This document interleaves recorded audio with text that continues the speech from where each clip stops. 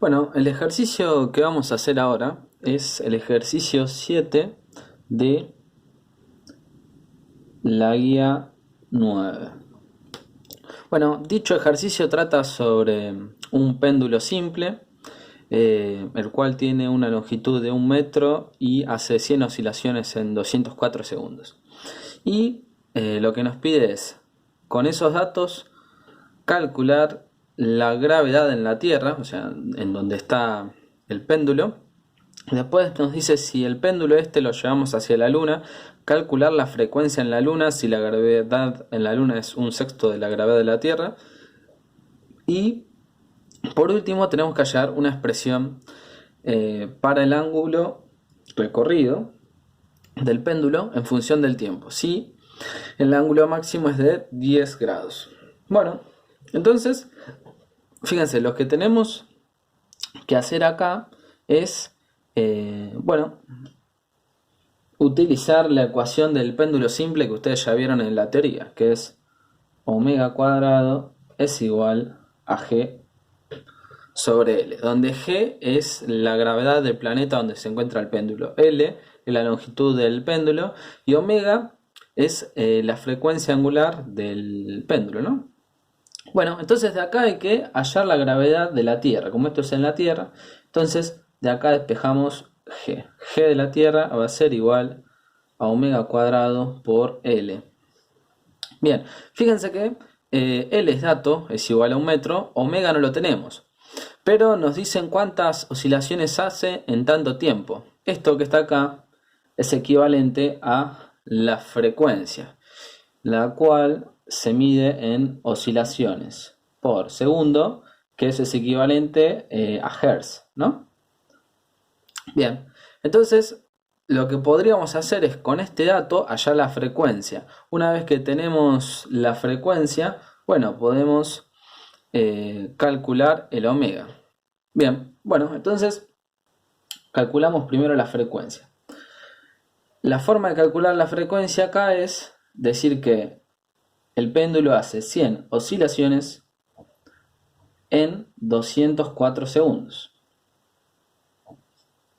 Bueno, entonces si hacen esa cuenta, les va a dar que es 0,49 Hz. Oscilaciones sobre segundo es igual a Hz. Bien, esa es la frecuencia. Bueno, luego pueden calcular el omega. El omega es 2pi por la frecuencia. Esto les va a quedar igual a 3,08 radianes por segundo.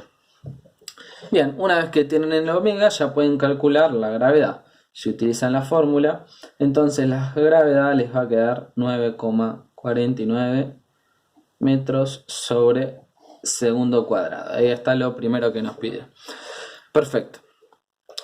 Lo siguiente que nos pide es la frecuencia en la Luna, si la gravedad de la Luna es 1/6 de la de la Tierra.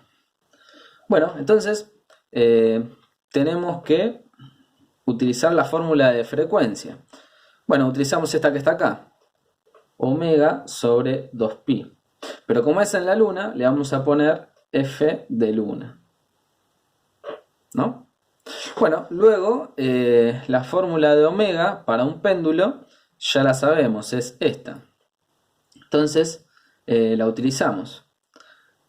Esto va a ser igual omega, si la despejamos de acá, nos va a quedar que va a ser la raíz de G sobre L. Y este G es el G de la Luna. Y no nos tenemos que olvidar de este 2pi. Entonces esto es 1 sobre 2pi, ¿no? Bien.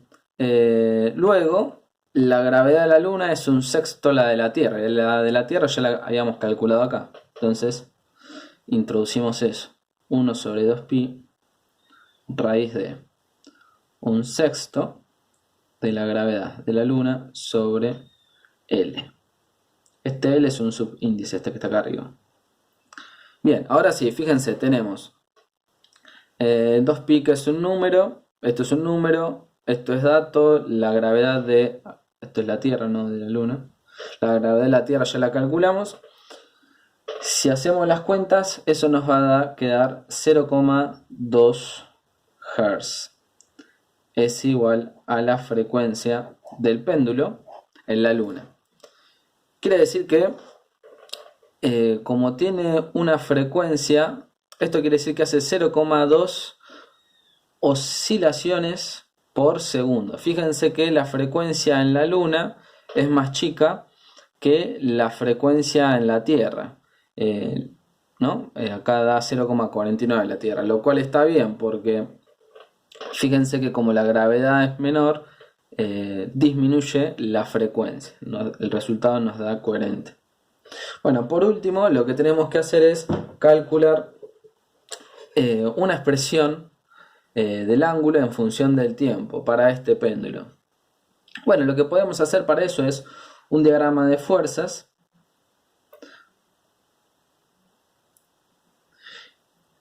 y dibujamos las fuerzas que hay acá. Fíjense, las fuerzas que hay son la tensión y el peso.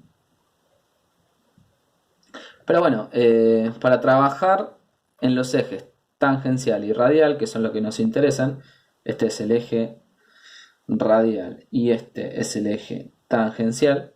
Bueno, lo que podemos hacer es descomponer al peso en su componente radial y en su componente tangencial.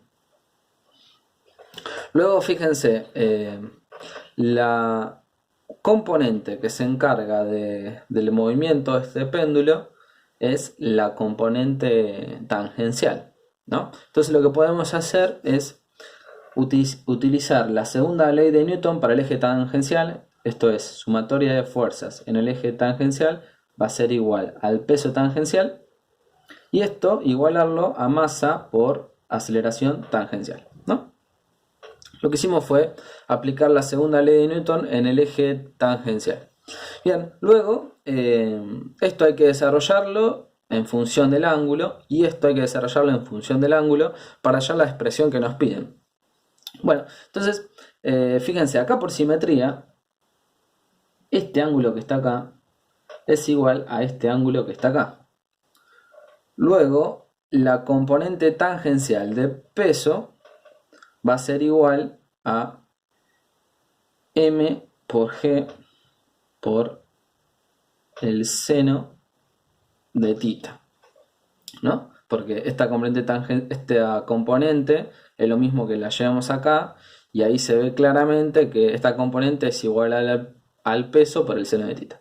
Bien, y esto va a ser igual a la masa, y lo que podemos hacer acá es expresar la aceleración tangencial en función del ángulo. Bueno, si hacen eso, esto es L por la derivada 2 veces del ángulo respecto al tiempo, 2 veces. Esto es lo mismo que la aceleración angular. Nosotros ya sabemos que la aceleración tangencial es el radio por la aceleración angular. Lo que estamos haciendo acá es, a la aceleración angular la expresamos en función del ángulo. Bueno, luego lo que podemos hacer es simplificar un poco esta fórmula. Bien, y acá lo que nos falta es un signo menos, el cual iba allá, iba de este lado, porque normalmente creo que en la teoría el eje tangencial se lo pone para este lado. Bien, es lo único que habría que modificar. Bien, luego lo que hay que hacer es despejar de esta ecuación, igualarla a 0. Si hacemos eso, nos va a quedar que L por la derivada cuadrado de θ respecto de t cuadrado más g por el seno de θ es igual a 0. Fíjense, acá lo único que hicimos fue despejar, ¿no? Luego, acá lo que podemos poner es como θ es menor a 10 grados, o sea, tenemos un θ pequeño, entonces seno de θ es aproximadamente igual a θ. Entonces a esto lo podemos llamar θ. Entonces nos va a quedar g por θ más todo lo otro. Bien, Luego esto lo podemos escribir de otra forma. Lo podemos escribir así. La derivada segunda de θ respecto al tiempo más g sobre L por θ igual a 0. Bien, fíjense, nos quedó la ecuación diferencial de un oscilador armónico, que es la que ustedes vieron en la teoría. Acá lo que hacemos es a g sobre L, lo llamamos omega cuadrado, y esta ecuación es la que habíamos utilizado al principio del ejercicio.